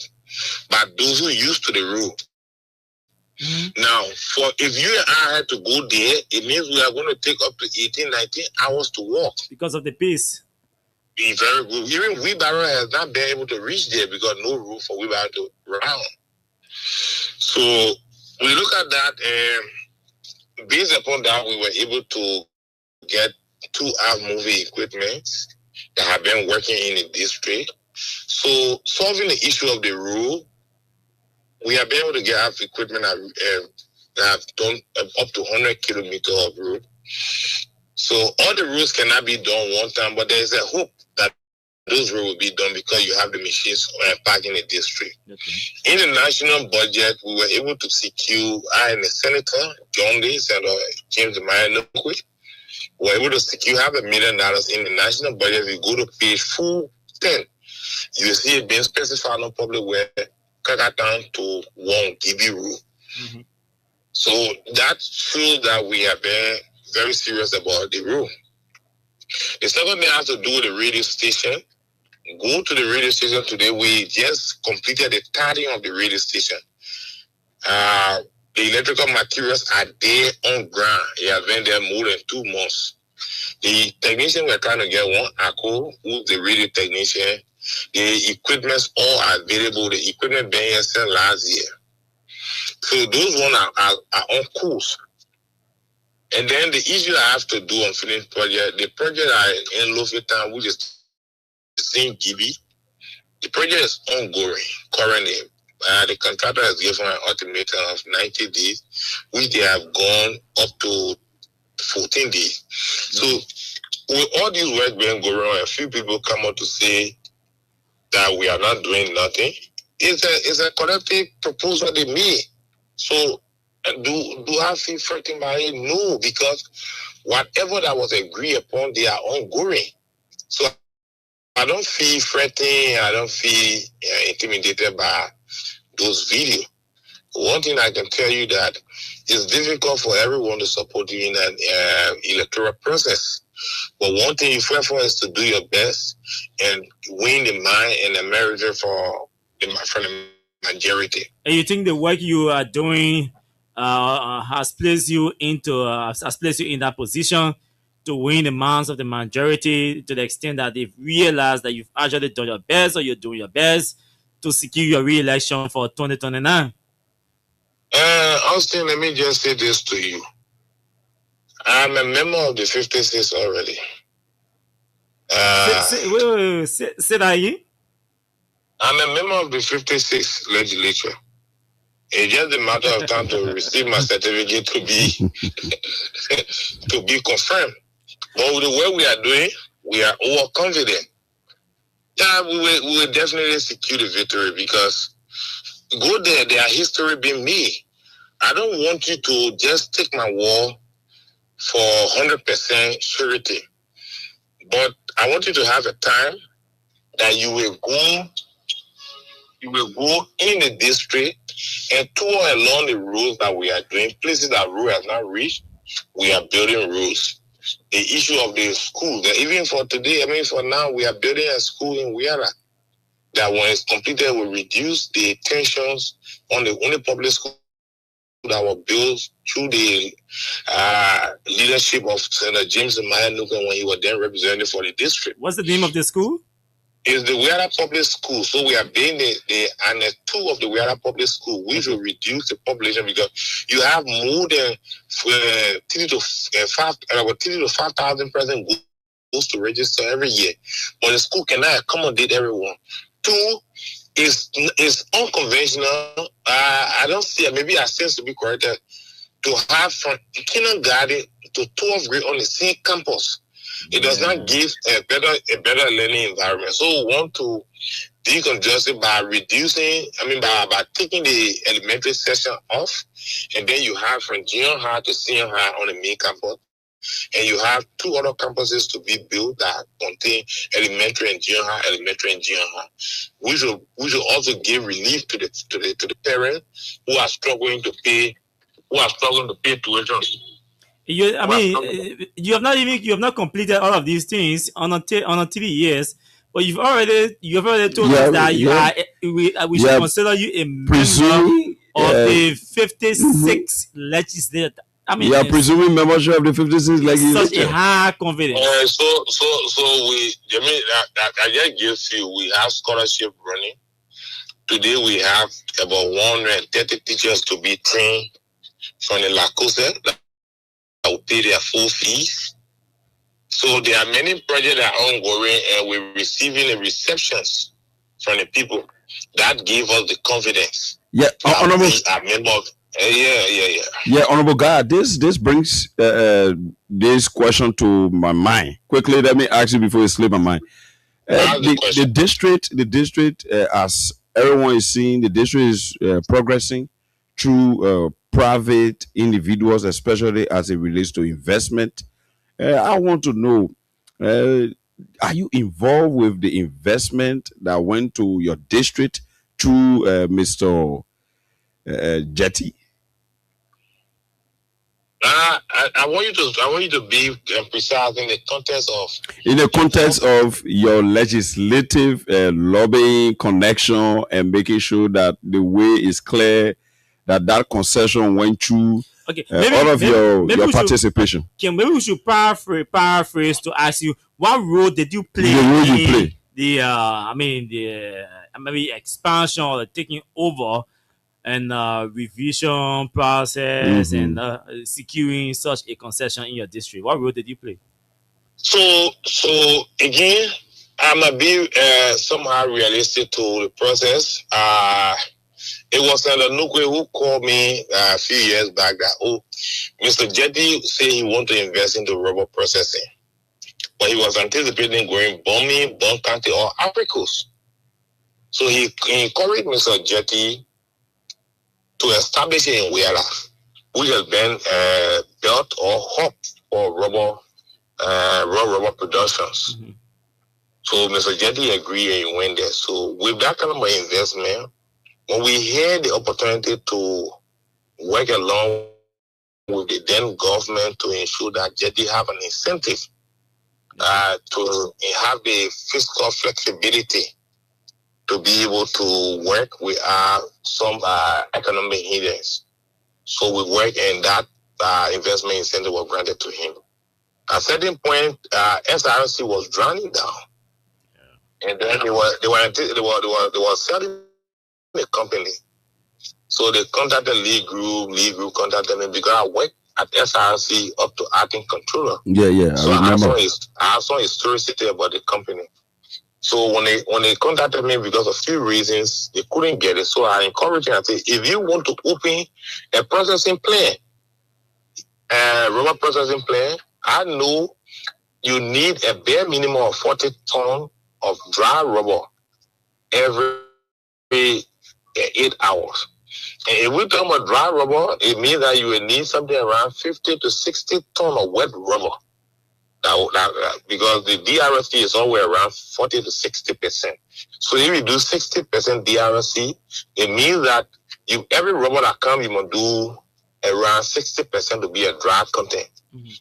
So if you have 1 ton, which is 1,000 kg, 60% of that means exactly. Yeah, so you need a farm that will produce at least 60 to 70% of your daily consumption. And then the balance one you can get it from third party. At which time when you do the average cost, you still fall in the range of making a profit. But if it depends on third party rubber, you may find it difficult to get rubber. You may find it difficult to have your cost of productions to be in a range that you will make profit.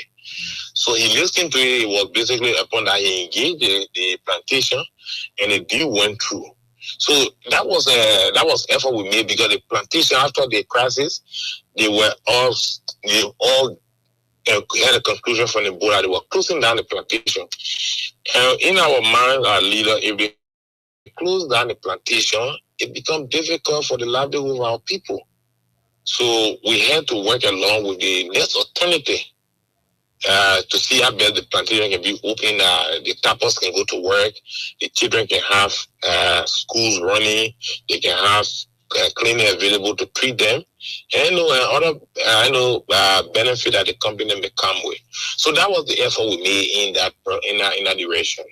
Now, I'd like to, since we're fast running out of time, and I know you're home now, you're just about to go to bed with you for my call. Don't be scary. Okay.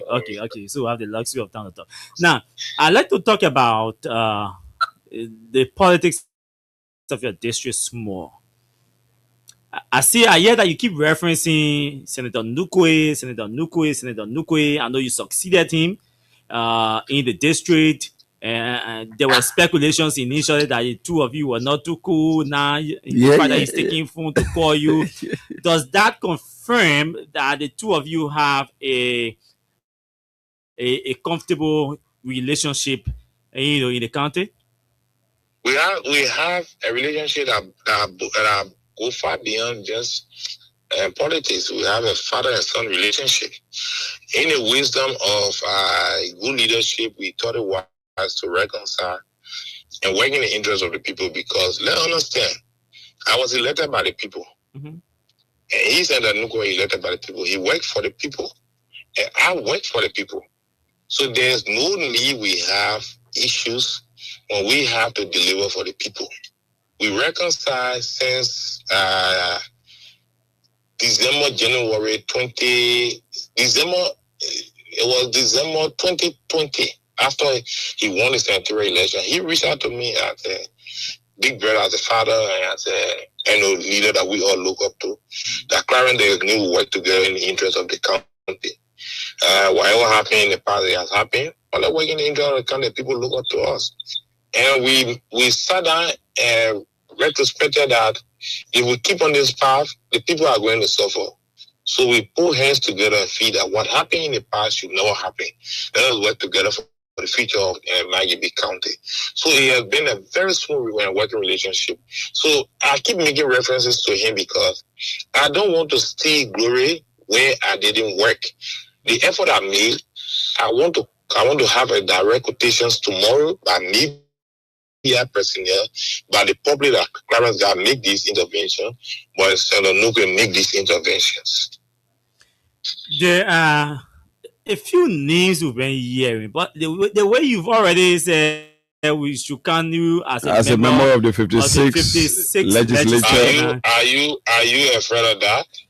It makes me difficult to bring in the wife of Jetty. We're hearing that she wants to contest in 2029 in the district and all of that. I don't know how you intend to make your way through with such a It's just a speculations. When this speculation came out, Mr. Jetty personally reached out to me and told me that Clarence, you saw what is on the Facebook. I said, yes. He said, it's not true. I'm a businessman. I have no interest into politics. I'm getting old and I expect my wife, because I have, between me and my wife is 10 years. So I expect my wife to be younger when I get older. So I expect her to take over. And many times, many men who run companies, when they are deceived, it becomes difficult for their women to run those companies because they are not being involved at any point in time. So I'm bringing my woman on board for her to be taking active part in the managerial decision that tomorrow she can be able to run the company. Two, we having issues with rubber. Because we are not getting a lot of rubber, it's giving us difficulty because, so we want to close down the factory until we can get stock part of huge rubber that can be able to carry out for 6-7 months. So we reopen. So the woman came to encourage, as a Liberian, to encourage all Liberians to prioritize a plantation owned and co-owned by her. So it was on the basis she went to have engagement with people.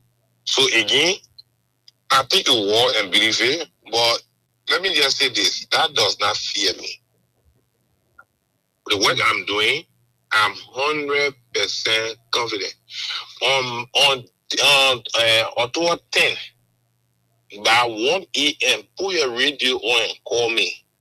You will congratulate me. Keep this recording. I want you to keep the recording. You will play it. Today is June 4th, 2026. So July for me, June 4, 2027, June 4, 2028, June 4, 2029. So it will take 3 more, July, August, September, 3 more, 3 years, 4 months, and 6 days to pronounce and to call me on this recording. So keep it. I'm a member of the 56th legislature. With the work I'm doing, I'm 100% confident. There's no doubt. Did you vote today? Did you vote today for the to cast a vote of no confidence in Ambassador Sheikh Kouyaté? I mean, support. The fact remains. No, the question is, did you vote? Were you in session and did you vote? Again, do you the support on the legislative floor? No. I'm not asking about. Yes. Austin, you want me to interview or you are interviewing me? I want you to answer me. No, I don't. Austin, the first time I let out how you think I'm answering the way you want me to? Because I'm the interviewer, huh? No, but you don't give me. I'm not going to get the multiple. You won't hold me in contempt too? No, contempt are suspended. No, but actually, I want to know whether you are okay. I'll ask 2 questions separately. Were you in session today? No, very good at coming there to you. I was in session. They went even for the lying state of the late Honorable Bono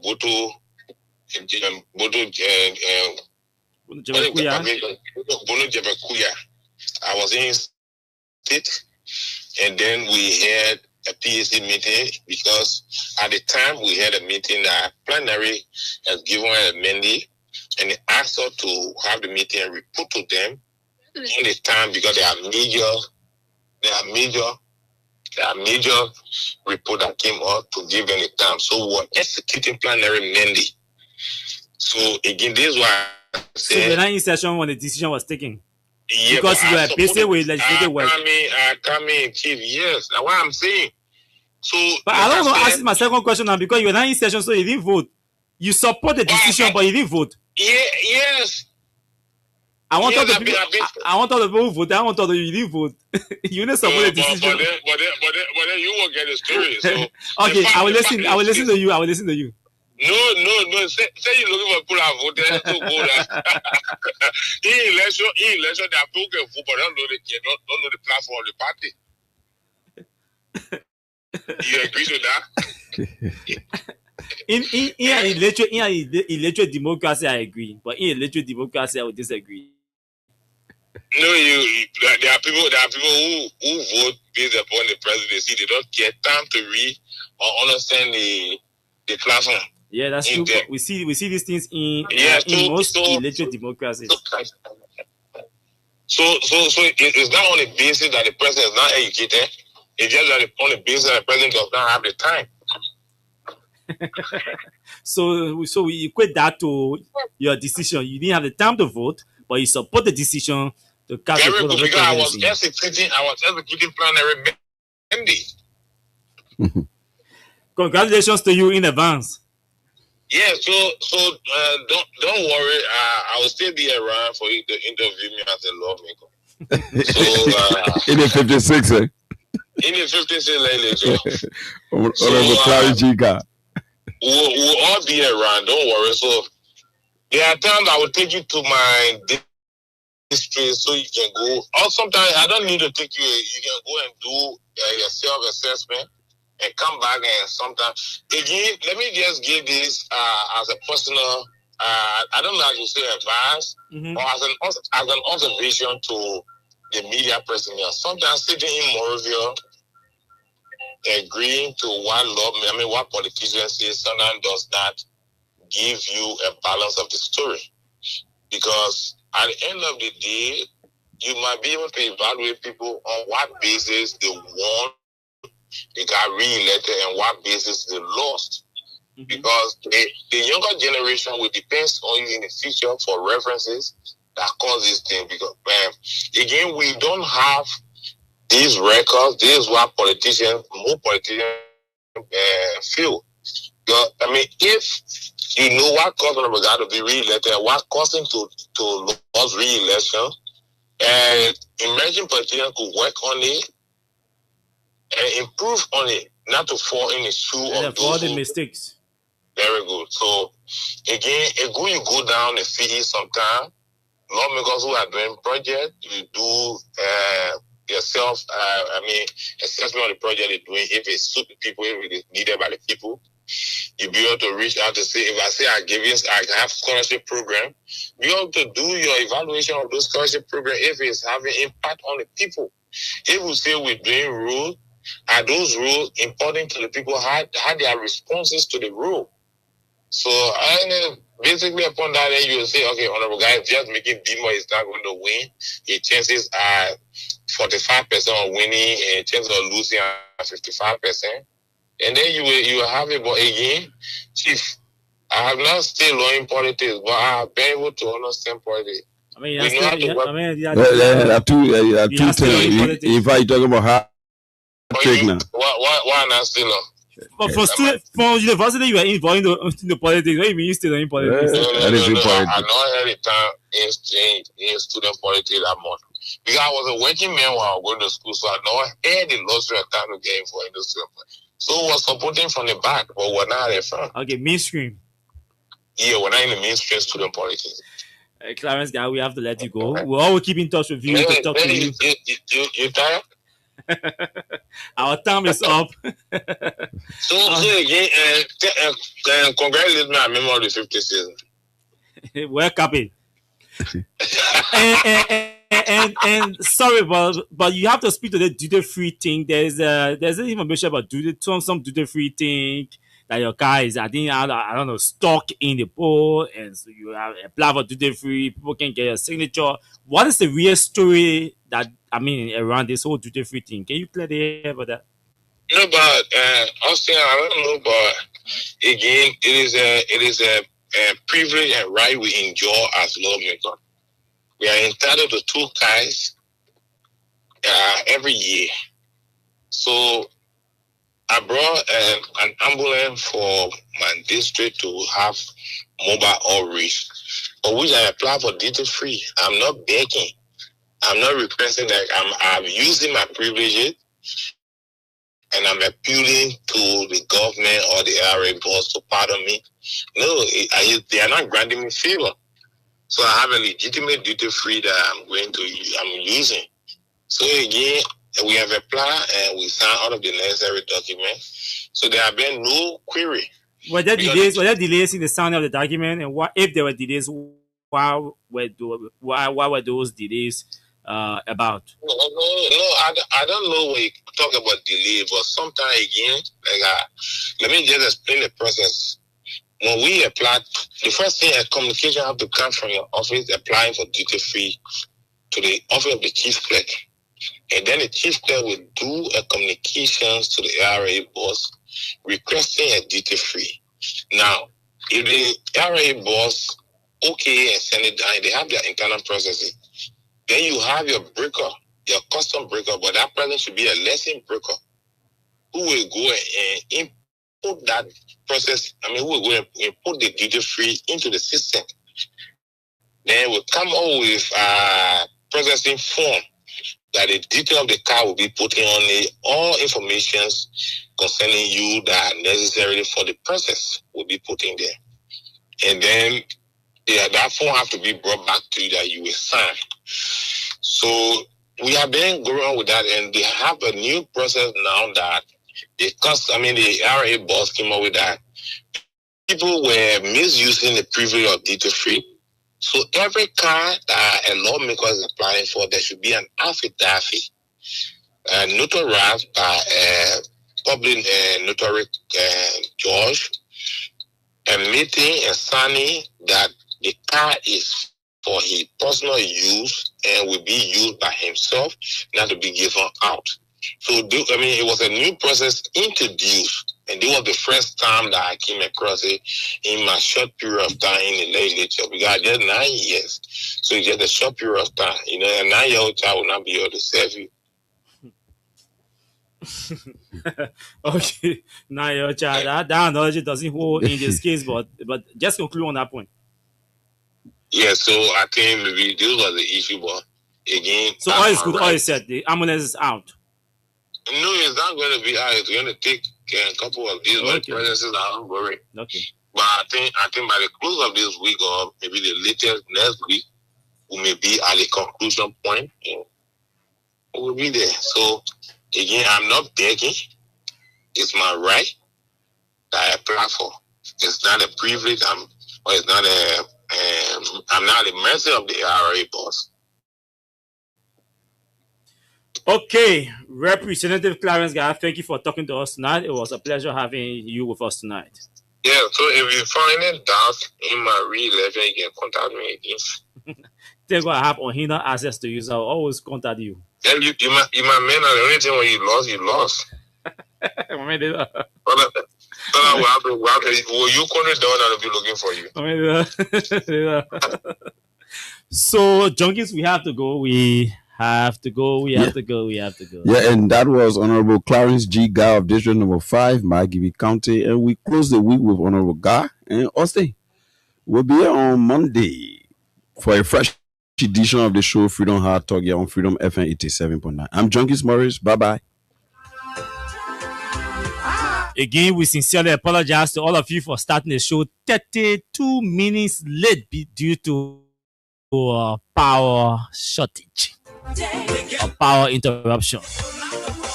So we had to steal about 14, almost 15 minutes of the next announcer's time. In the case, we stole our own bossman meeting. The man blew nana your feet. The thing we saw if all to do. So why bless you laugh? Thanks to all of you for following the show. We shall be back here next week by God's grace. But until then, do have yourselves pleasant moments in your respective areas. My name is Austin Kawa. The Junkies Morris was here. Good night.